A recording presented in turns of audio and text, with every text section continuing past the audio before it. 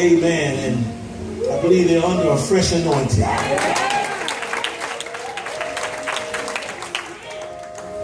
Turn with me, if you will, and I don't know if we'll finish this topic today. We're going to try, but I'm not going to rush it.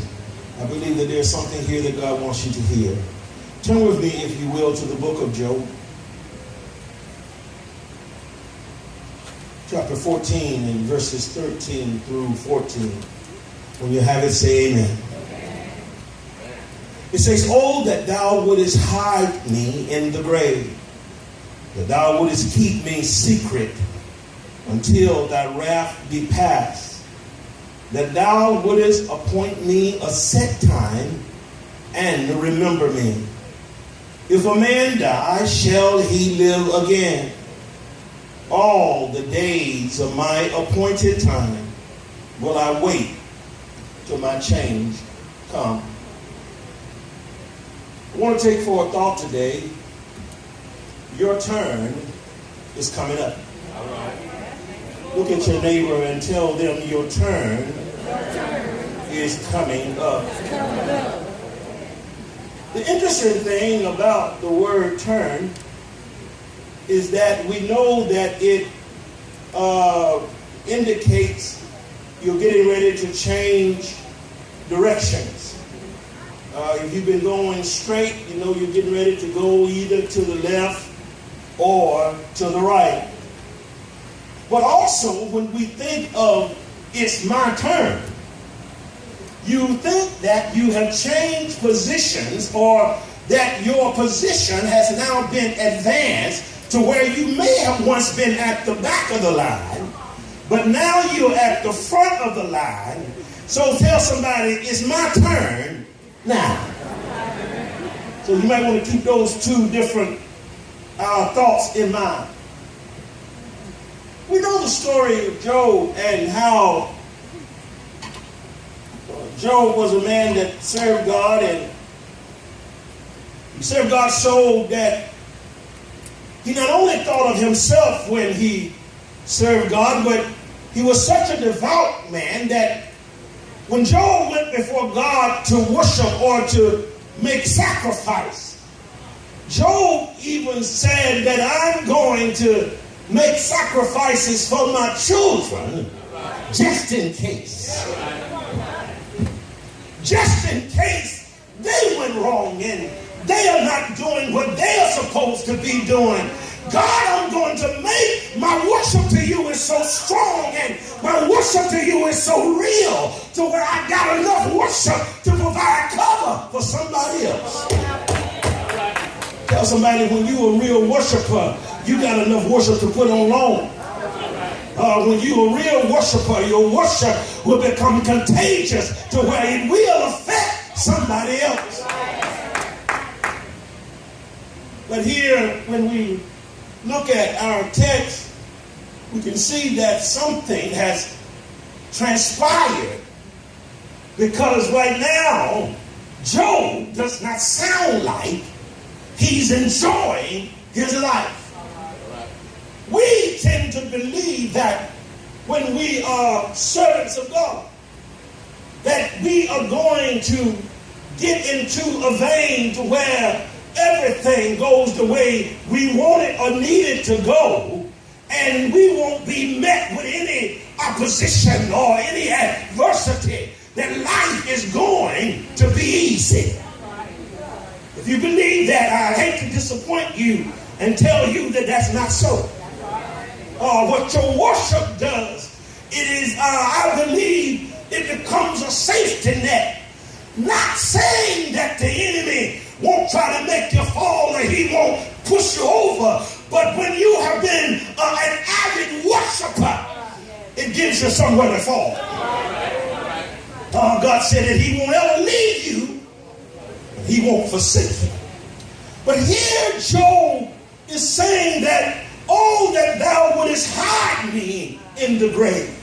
Any of you ever had some days like that?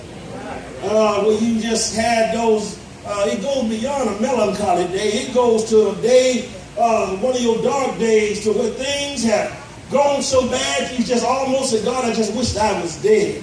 Now, God know you're lying, and when you things get better, you know you were lying. But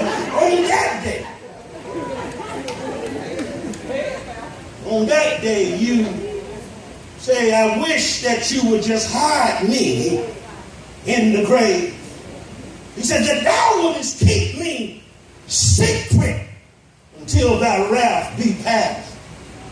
I found something out about Job, and even when he decided to have these moments, that even in those moments where he could be giving glory, if you will, to the enemy, Job said, I know that whatever's happening to me, God had to let it happen.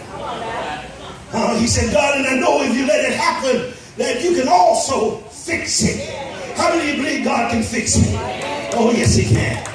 Listen that Job said. He said that thou wouldest appoint me a set time and remember me. Let's look at how Job really got to where he is. The Bible denotes that Job was a perfect and upright man before God. We say, well, ain't nobody perfect, but you just got to know that perfection does not necessarily mean that you got your whole life together. It's just that when I go into the throne room of God, and when I worship him, and when I give him praise, and I give him the glory for my life, is that in that moment in my life, me and God in a perfect relationship. Y'all, you know what I'm talking about. It's at that time that I can go before God and I can block the world out. I can block out what I did wrong yesterday, and I can go before God and say, cleanse me and make me whole again. I'm perfect with God. Here Job was, and he had the audacity to be a worshiper. So what happens is that the Bible says that the sons of God went up before God. And there Satan went with them. How many of you know that Satan is always trying to get an advantage over your life? But he has to go. If you are a child of God, he has to go before God before he can mess with you. Do y'all realize that? He just can't come in and just begin to wreak havoc in your life unless he gets permission from God. You know how it is when little Junior come over to the house and he asked the mama and the daddy. He said, can Bobo come out to play? And mama said, and daddy said, no, he can't come out the house. Then he's just stuck in the house looking out the window. That's how it is with the enemy when he wants to come in and get you. If God said, no, don't touch him today, he just stuck there with his face pressed up against the window saying, I wish I could get to you. But you can say, nah. God's got my back. Oh, but here was the sons of God. They had gone up before God, and the devil was with them. And he said, where have you been, Satan? Satan said, I've been going to and fro, in and out of the earth. What was he saying, minister? He was saying, man is made from the dirt of the earth. He said, I've been going to and fro in and out of man. He said, because I just see man as dust and dirt. He said, but I've been going in and out of him. And I've been having my way with him. But God said, have you considered my servant Job? He said, yeah, I looked at him. I've been all around his house. And I've been in and out. I tried to find a way in. But I found out that you got a hedge around him. No matter what I do, I can't get into him. God said, I tell you what I'm going to do. I'm going to let you touch him. But don't touch his soul. And the devil began to do this. He went around and ran down to Joseph's house. Let me tell you what the Bible says. It says that and there was a day when his sons and his daughter was eating and drinking wine in their eldest brother's house. And there came a messenger unto Job and said the oxen were plowing and their asses feeding beside them, and the Sabaeans fell upon them and took away, have slain the servants with the edge of the sword. And I only am am escaped alone to tell thee. It says, while he was yet speaking, there came also another and said, the fire of God is fallen. It's fallen from heaven and has burned up your sheep and the servants, and they were consumed. And he says, I only am alone escaped to tell thee. Now it seemed like that would be enough. That would be enough for most of us to pull our hair out. But maybe when you got real worship, tell somebody, my hair got deep roots. I ain't fixing to pull my hair out now. Job was a rich man, and he see his fortune slipping. He sees, oh, y'all don't hear what I'm saying. He sees that his flock is being killed. And then if that ain't enough, his servants are dying too.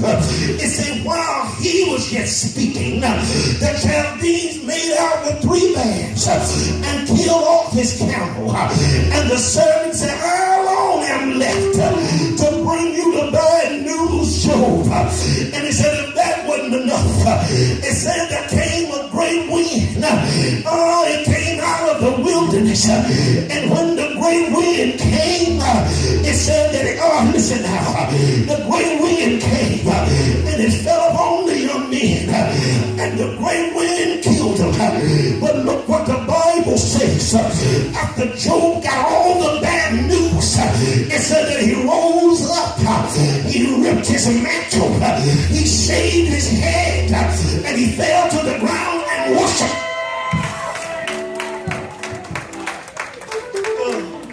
Wait a minute. Say he fell. I just got 4 or 5 things that are adverse to the way that my life was just a few minutes ago. And the only thing that Job did was he rent his clothes, meaning that he humbled himself before God. Say he shaved off all of his hair so that he could go before God and say, God, ain't nothing hidden in me. I need you to search me, God. And if you find anything or any reason in me while this is going on in my life, God, I need you to search me. It said that Job began to worship. Some of us won't worship God when we're having good days. But Job worshiped God when he was having one of his worst days. I wish I had somebody in here today that'll say, if I just learned how to worship, if I just learned how to get close to God, that trouble is going to have a hard time getting close to me. And even if trouble does come, God is on my side. Somebody ought to say that. So here was Job. Here was Job now. He was there in a fix. Things didn't look good for him. But I want to leave Job there for a moment. Go with me to the book of Zechariah. I found in the book of Zechariah, the 9th chapter and the 11th verse. He said, as for thee also, by the blood of thy covenant, I have sent forth thy prisoners out of the pit, wherein is no water. He says, turn you to the stronghold, ye prisoners. Ye prisoners of hope, even to the day do I declare that I will render double unto thee. When I have bent Judah for me, and filled the bowl with Ephraim, and raised up thy sons, O Zion. He said, against thy sons, O Greece, and made thee as a sword of the mighty men. If I could read that to you out of the Amplified Version. He said, as for you also, because of and for the sakes of the covenant of the Lord and his people, which was sealed and sprinkled with covenant blood. Tell somebody that I'm sprinkled with covenant blood. That's why when the enemy tries to take me out, no matter how bad my road may seem, I know that your turn is coming up. Tell somebody, I don't care how things look right now. God told me to tell somebody, because you've been sprinkled with covenant blood, that your turn is coming up. Look at somebody and say, shake it off. Your turn's coming up. I saw something here though. What God said is this. He said Judah is going to be the bow. He's talking about a bow and arrow. He said Judah is going to be the bow and Ephraim is going to be the arrows. What does Judah mean? Judah we know means praise, but Judah means something else. Judah also means confession. It might mean praise, but in the midst of your praise, you have got to confess how good God is. In the midst of your praise, the way you praise God, tell somebody, I'm going to praise him today for what he's going to do tomorrow. We got so many folks praising him today for what he did yesterday. But if I praise him today, and my confession is this, that I know the God in whom I believe, that God's going to bring me out. I'm still on a bad road, but God's going to bring me off of this road. So I'm going to praise him today for my tomorrow blessing. I wish I had 5 folks in here today that said, God, he's talking to me. I need a turn in my life. I need God to turn it for me. Somebody say yeah. Yes.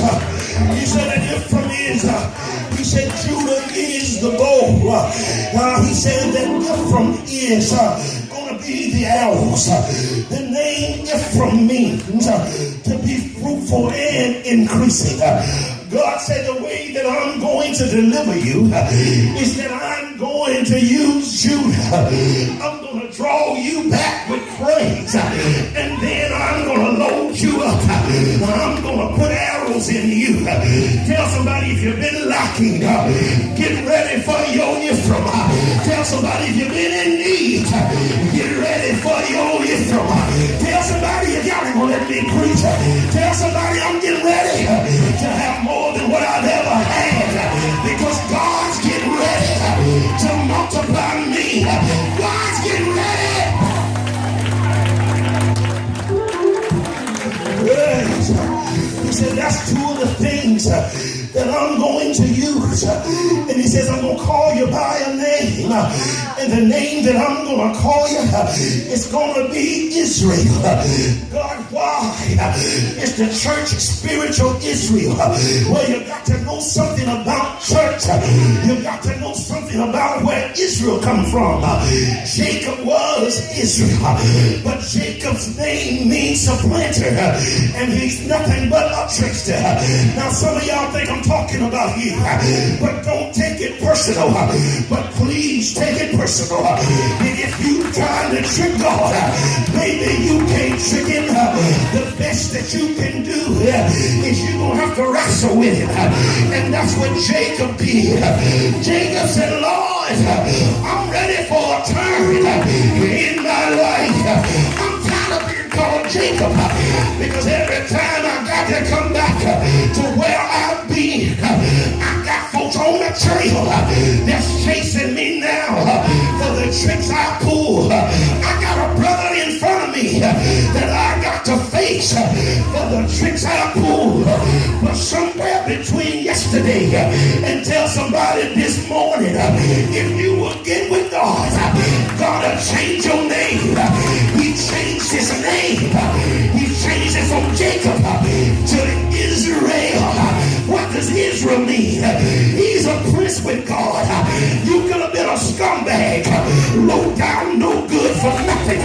You could have been a streetwalker, but God said because of you worshiping me on last night, and you wouldn't let go, you stayed with me until I touch your life. God said I'll change your name. Now the enemy, when it comes at you, he's got to come for me, because you are prince with me. Tell somebody, God got your turn coming up. If anybody believe it, give God some praise. Hallelujah. Hallelujah. Let me tell you something. When I was preparing this message, I thought about a trip that I was on. And what I did was, I was going somewhere where I had never been before. This is why you got to pay real close attention. I was getting ready to go somewhere that I had never been before.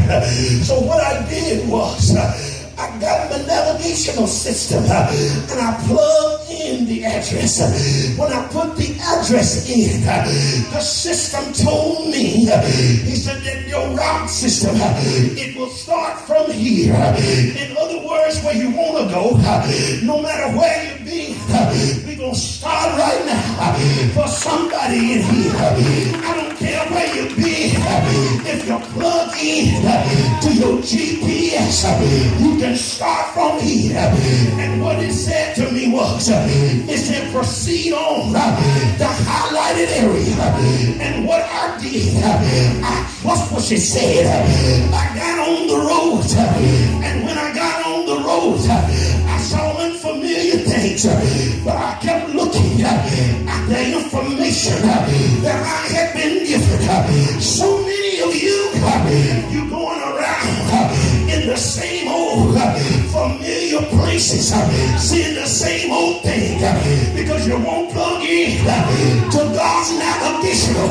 See, you can't see nothing different if you're going around in the same old circles. When I get to Montgomery, I don't need no navigational.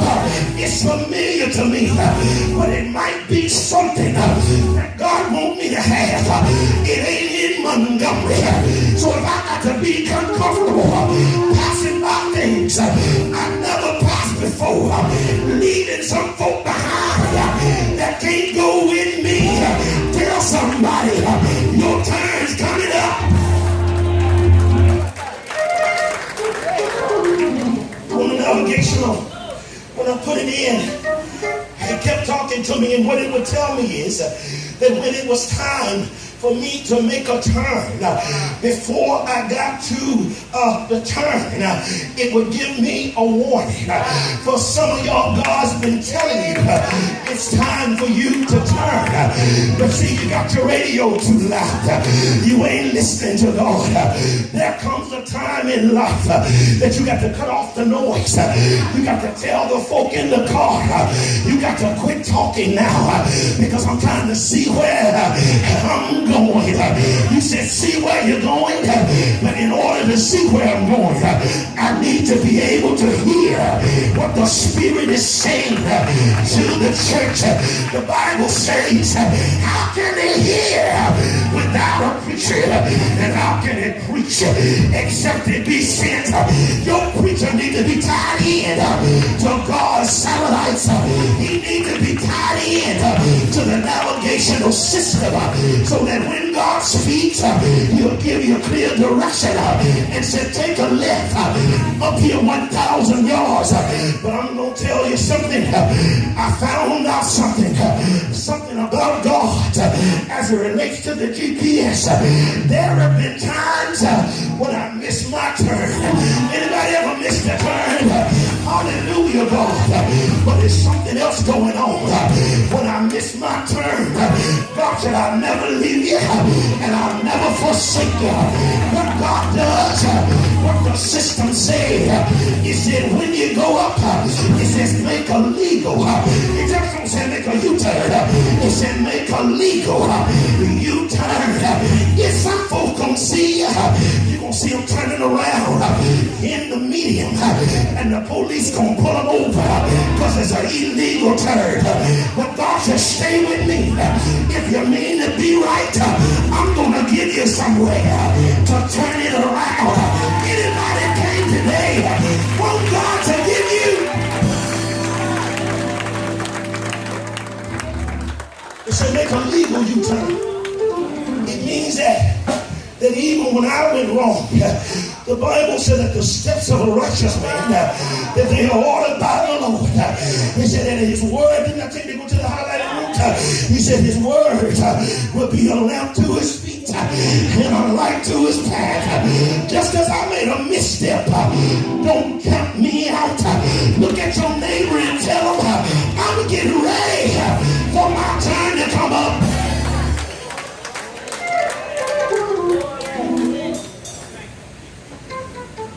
So it says, elder, it says make a legal U-turn.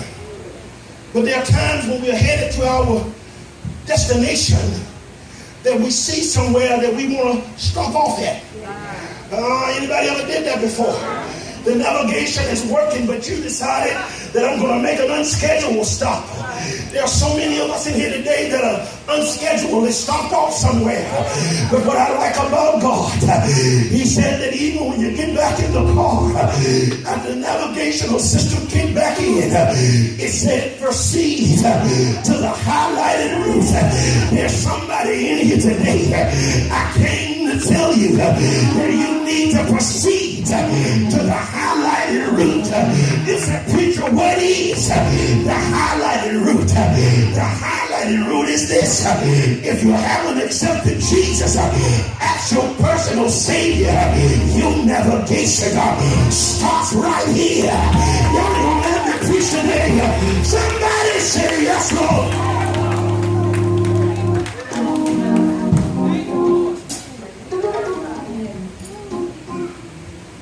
Job was having a rough time. The devil went back and said he didn't curse you, God, like I thought he would, but skin for skin. In other words, he still got his good health. So I want to be able to touch his health. God said, don't. You can't kill him. You can't kill him. David said, if I go down into the grave, God, who gonna praise you? Who gonna praise you? David acted like his relationship with God, it wasn't but one him and one God. That's how you got to get personal with God. It ain't nobody can praise you like I praise you. So if I go down into the grave, who's gonna praise you?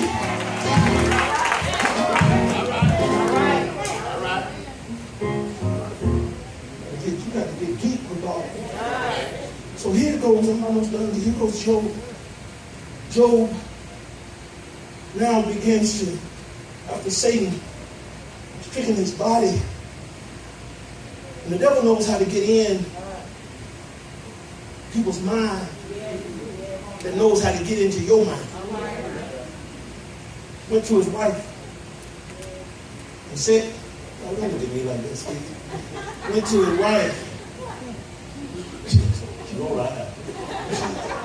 Y'all can't see it. But when she rolled her eyes, she really rolled her eyes. He said, his wife said to him, look, man, I'm ashamed to be seen what you done. My black card don't work. Bill collectors are calling. I was going to be trading the camel that I'm riding in this year for a new camel next year. And this camel I'm riding now is 2 years old.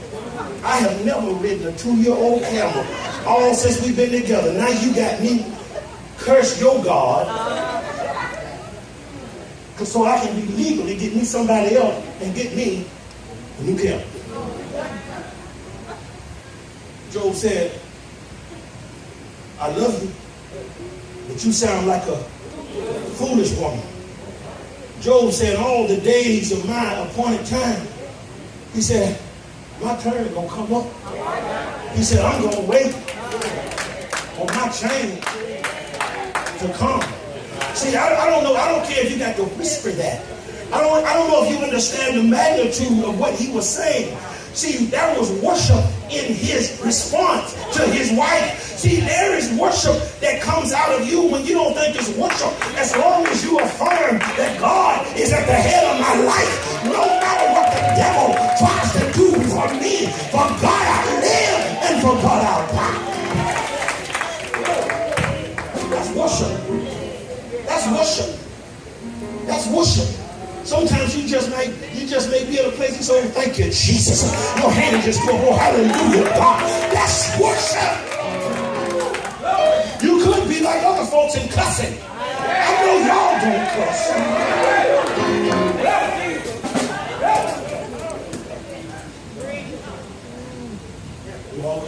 say Selah. You say stuff like that to give people a chance to pray. I said, I know y'all don't cuss. I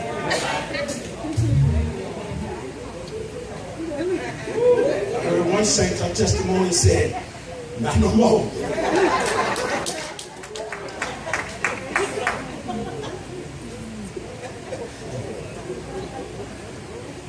Y'all are messed up my mess. But listen to me. Listen to me. Job was under a lot of pressure. Job, he said at one point, God, why you didn't let my mama miscarry? Why you ever let the day be made that I was born? You said it shouldn't be but 364 days in the year. You could have just took out my birthday. But in all of his complaining, he never cursed God, because he said, though a tree be cut down, so it can get old, it may appear that change is never going to come. I'm never going to get off of this road I'm on. I'm never going to get to where I'm going to make the turn. But Job said that I'm going to wait till the root will wax hole in the ground, as long as I stay rooted and grounded in God.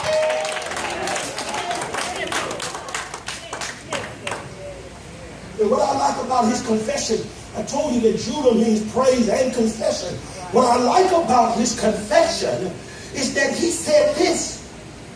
He said, at the scent of water. Most of us want a big cool drink. Job said, it's not going to take that from me. All I got to know is that God's close enough for me to see. See, I'm used to the aroma. I'm used to the aroma of his presence. All I need to do is to get a scent of God in my nostrils, and I will.